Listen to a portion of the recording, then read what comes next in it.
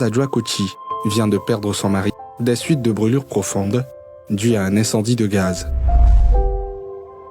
2 de ses 5 enfants précédemment internés au service des grands brûlés du CHU de Cocody dans un état grave ont été transférés dans une clinique. Les 2 autres enfants légèrement brûlés sont également pris en charge dans ce centre de santé. L'incendie s'est produit le 1er janvier dernier à Yopougon, alors que le père entouré de ses enfants cherchait à arrêter la fuite de gaz. J'ai vu ma fille de 7 ans qui courait pour venir chercher. Elle était en feu en fait. Et puis elle courait pour venir chercher du secours. Elle cherchait à entrer dans la douche pour aller se jeter dans l'eau tellement le feu, les flammes étaient sur elle. Quand elle a branché le faitout, elle a dit à son papa qu'elle a l'impression que le gaz fuit. C'est comme ça son papa s'est levé pour venir essayer de fixer le gaz. Et puis la tête l'a pété. Donc le gaz s'est propagé dans la maison. Et maintenant c'est parti prendre les braises qui étaient au balcon pour venir les enflammer. Tous et tous, les 5 enfants plus les papas. Aujourd'hui, c'est une femme désemparée et sans moyens qui crie au secours pour ne pas perdre ses enfants en plus de son mari déjà décédé. Je demande de l'aide parce que les traitements, écoutez, les ordonnances viennent et c'est les ordonnances de 800 000, de 600 et quelques mille. On a besoin de plus urgent que ça pour sauver la vie de ces enfants-là. Je me retrouve avec les enfants sans rien parce qu'en réalité, je ne travaille pas.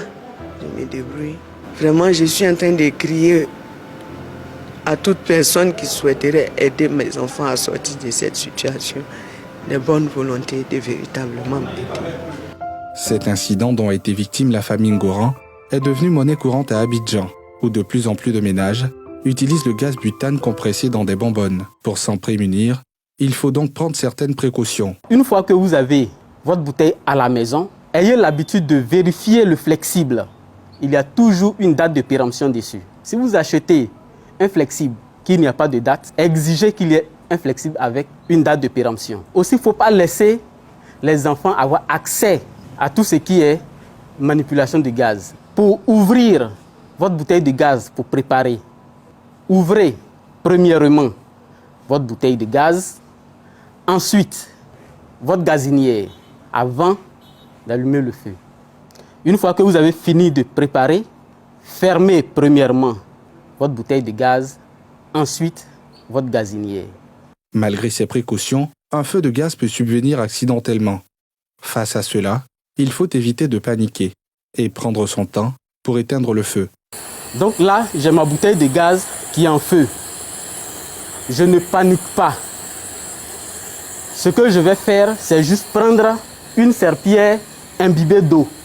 Une fois que j'arrive, ce que j'ai à faire, je vais frapper les flammes avec la serpillière imbibée d'eau. Et puis, je ferme ma bouteille.